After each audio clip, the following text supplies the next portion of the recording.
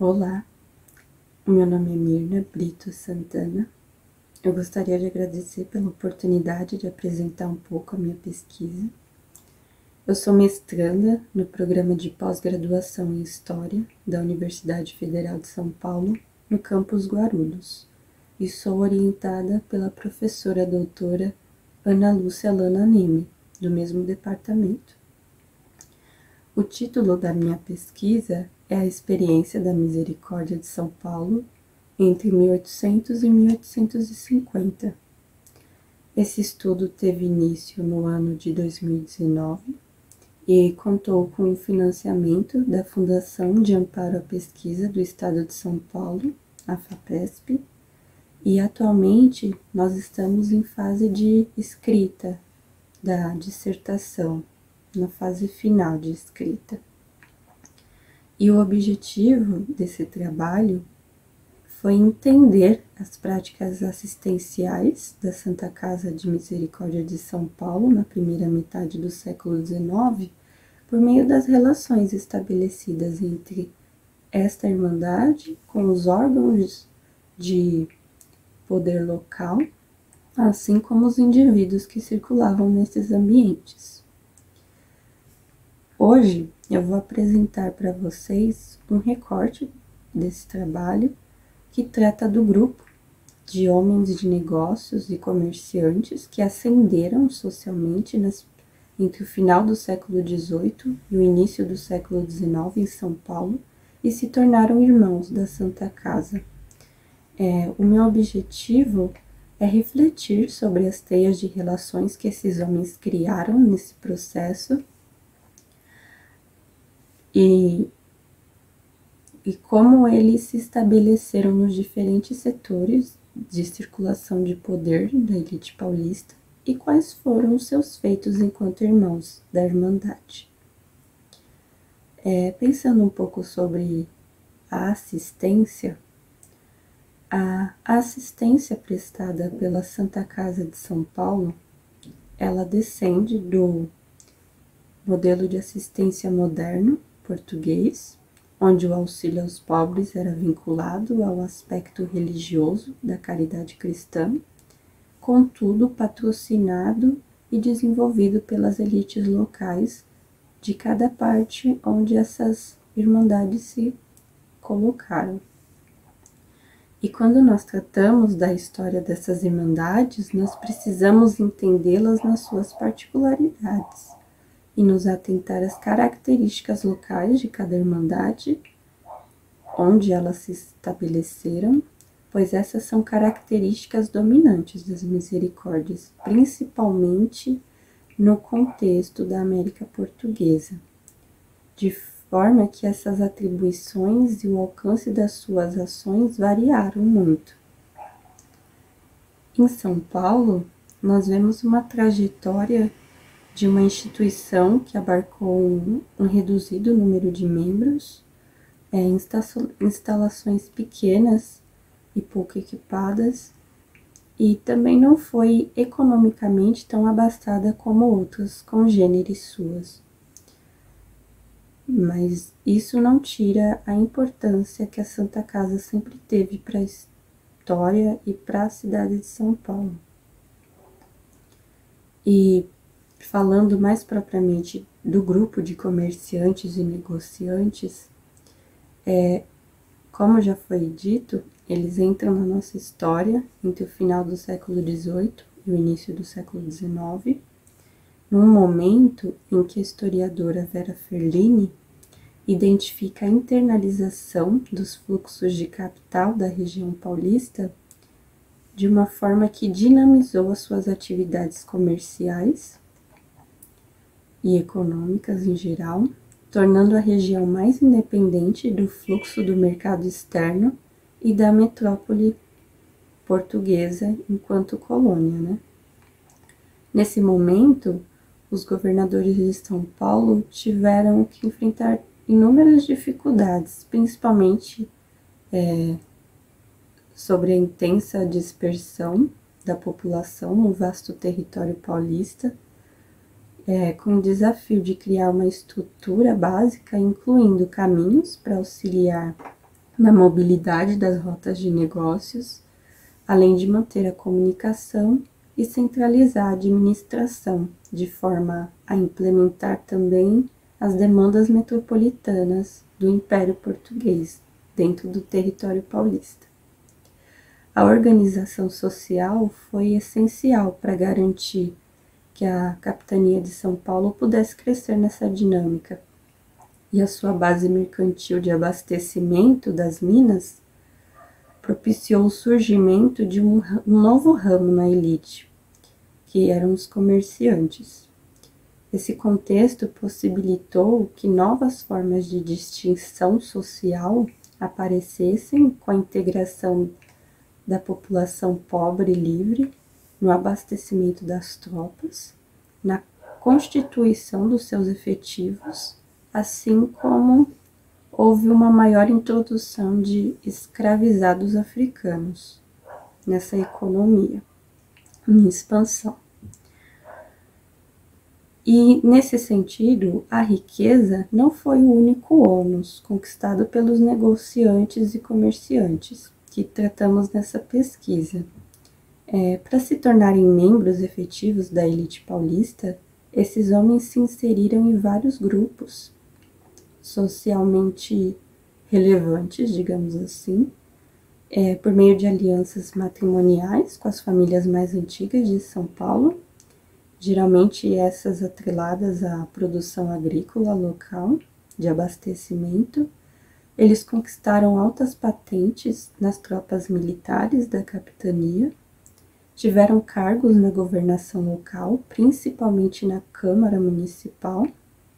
e se tornaram irmãos da Santa Casa de São Paulo, um recinto onde somente os membros mais respeitáveis da sociedade tinham acesso. No que se refere aos casamentos, a Maria Aparecida Borrego nos mostra que aconteceram uma série de casamentos arranjados entre as famílias paulistas mais tradicionais e os homens de negócios,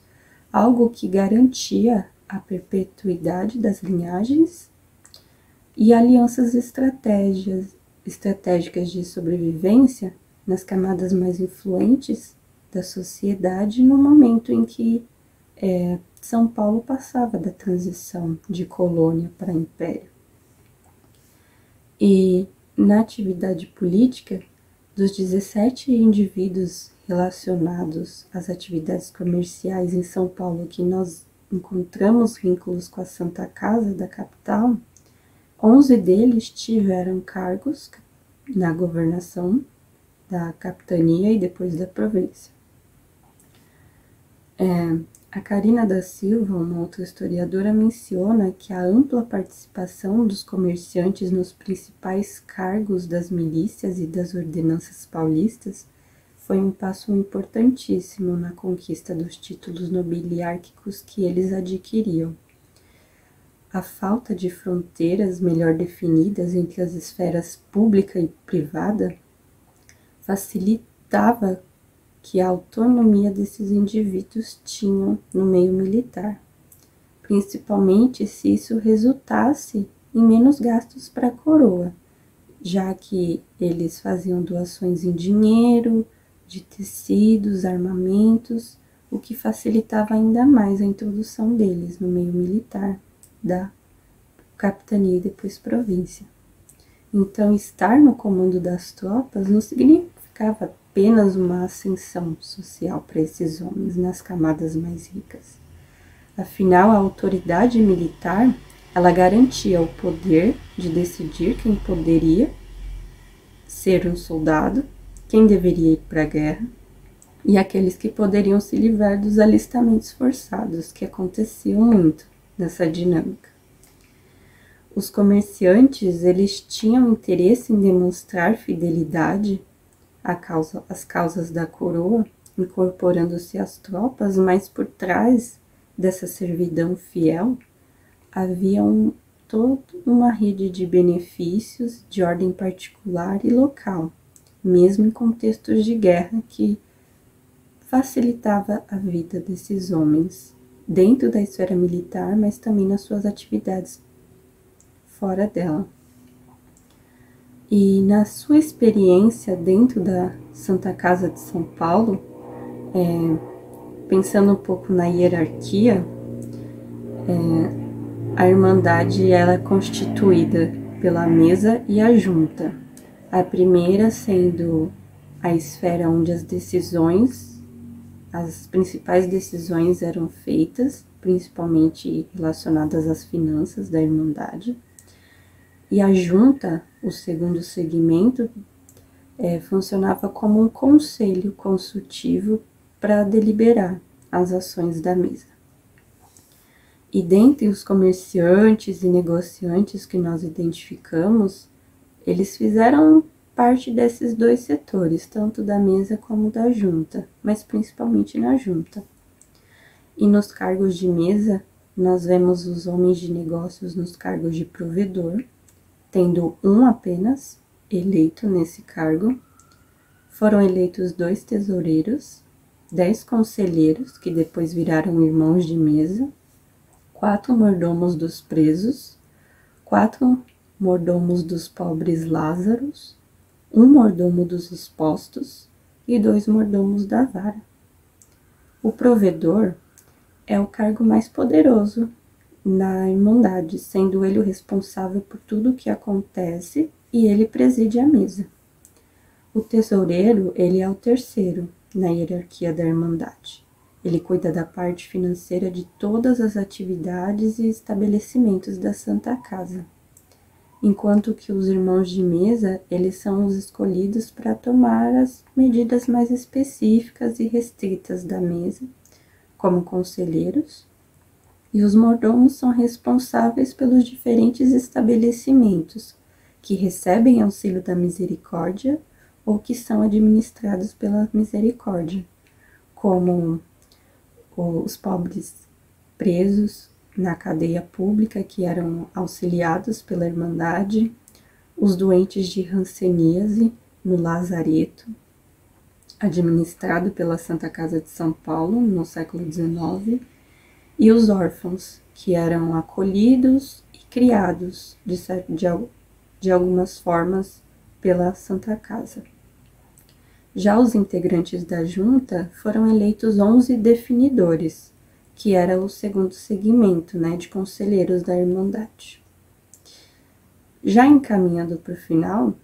dessa apresentação, nos nossos estudos nós verificamos que aconteceram várias tentativas de melhoramento dos serviços assistenciais aos mais pobres dentro da Santa Casa. Foram criados hospitais de caridade, implantação da roda dos expostos, estabelecimentos de instituições para a educação dos órfãos e um lazareto para a internação dos doentes de hanseníase. Entretanto, nós percebemos que mesmo com a implantação de todos esses serviços e instituições coincidentes ao mesmo período em que os homens de negócios ascendiam na sociedade paulista e dentro da misericórdia, nós percebemos que o desenvolvimento da caridade e dos recursos oferecidos para essas ações não acompanharam a mesma proporção e muitas vezes as necessidades dos mais pobres, de forma que as necessidades e prioridades dessa população mais pobre era deslocada, do campo de prioridades desses homens de poder, de forma que nós avaliamos que a entrada deles na misericórdia mais beneficiou a eles, socialmente, como homens influentes, do que eles auxiliaram nos trabalhos da misericórdia. Dessa forma, eu agradeço mais uma vez. Obrigado pela atenção.